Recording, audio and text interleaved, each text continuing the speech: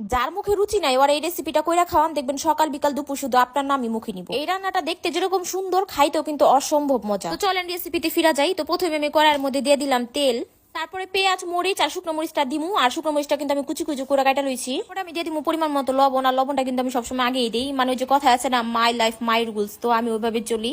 তো যাই হোক, যখন দেখবেন যে পেঁয়াজ আর মরিচটা একটু মনে করেন যে ব্রাউন কালার হয়ে গেছে, তখন এটার মধ্যে দিয়ে দিমু হইলো মরিচের গুঁড়া আর হলুদের গুঁড়া। তো মরিচের গুঁড়াটা আমি একটু বেশি দিতাছি, কারণ ঝালটা আমি বেশি খাবো। এটা কিন্তু ঝাল ঝালি অনেক মজা লাগে। তো এই যে আমি সবকিছু মশলা দিয়ে আমি এখানে ভাজা ভাজা করে লইতাছি। তারপর এখানে আমি দিয়ে দিমু পানি। পানি দিয়ে আমি ভালোভাবে কষায় নিমু। আর এটার মধ্যে কিন্তু বেশি মশলা ইউজ করা হয় না, মানে বুঝেন মানে কি সুন্দর আর সহজ রান্না।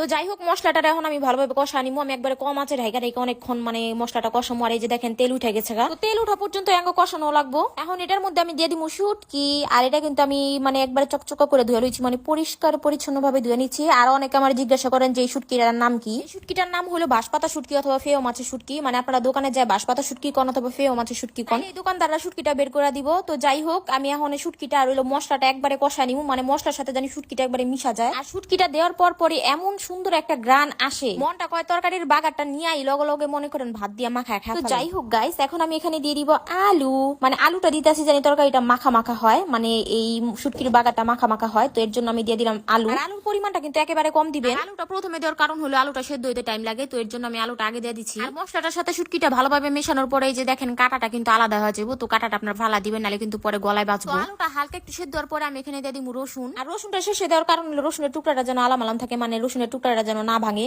তাইলে কিন্তু দেখতে সুন্দর লাগে না। রসুনের টুকরাটা বড় থাকলে ভালো লাগে। একেবারে শেষে এখানে দিয়ে দিব পুঁই শাক। আপনারা চাইলে আপনার পছন্দের যে কোনো শাক আপনারা এখানে দিতে পারেন। আমার কাছে পুঁই শাকটাই বেশি মজা লাগে, তো আমি পুঁই শাকটা দিয়ে লইছি। আর পুঁই শাকটা দেওয়ার পরে কিন্তু পানি ছাড়বো তরকারির মধ্যে, তো এর জন্য আমগো আলাদা করে পানি দেওয়ার কোনো দরকার নাই। পুঁই শাকটা দেওয়ার পরে আমি ঢাইকা ঢাইকা রান্না করে নিমু। আর আজকে যে কড়াইটার কি হয়েছে, মানে রান্না শুরুতেই যে নাচানাচি শুরু করছে আর থামে না। এই যে নাড়তে যাই আর সাথে সাথে মনে করেন যে নাইচে আরেক জায়গায় জায়গা, মাঝে মধ্যে মনে করেন মেজাজ খারাপ হয়ে যায়। তো যাই হোক, এই যে দেখেন আমাদের রান্নাটা কিন্তু প্রায় শেষ। মাঝখানে আপনাকে একটা কথা কই, আপনাকে কার কার কাছে আমার ভিডিওগুলো ভালো লাগে অবশ্যই কমেন্ট করে জানাবেন। আমার পেজটা কিন্তু ফলো করে দিবেন। আর আমার ভিডিওটা ভালো লাগলে অবশ্যই একটা লাইক করে দিবেন। আর টিকটক থেকে যারা দেখতেছেন তারা কিন্তু আমার পেজটা ফলো দিয়ে আসবেন। টিকটক আইডির বাড়িতে কিন্তু আমার পেজের লিংকটা দেওয়া আছে। ওই যে দেখেন রান্না করা শেষ। আর শুটকি বাগারটার কালার দেখেন, মানে দেখলেই কিন্তু মনটা কয় যে গরম ভাতটা নিয়ে মাখায় খাই। আর এটা স্বাদ ভাই অমৃত অমৃত, মানে কালারটা আপনারা দেখছেন। তো আমি দেরি না করে এই হাত মুখ ভালো করে ধুইয়া মনে করেন আমি বয়া পড়ছি খাওয়ার লেগে, মানে আমার হাতটাও আমি মুছি নাই, মানে আমি বয়া পড়ছি, মানে এত সুন্দর একটা গ্রান আইতাছিল। আর এই শুটকি বাগারটার সাথে অবশ্যই আপনারা এক টুকরা লেবু নিয়ে নিবেন। লেবু দিয়া খাইলে কিন্তু আরো বেশি মজা লাগে।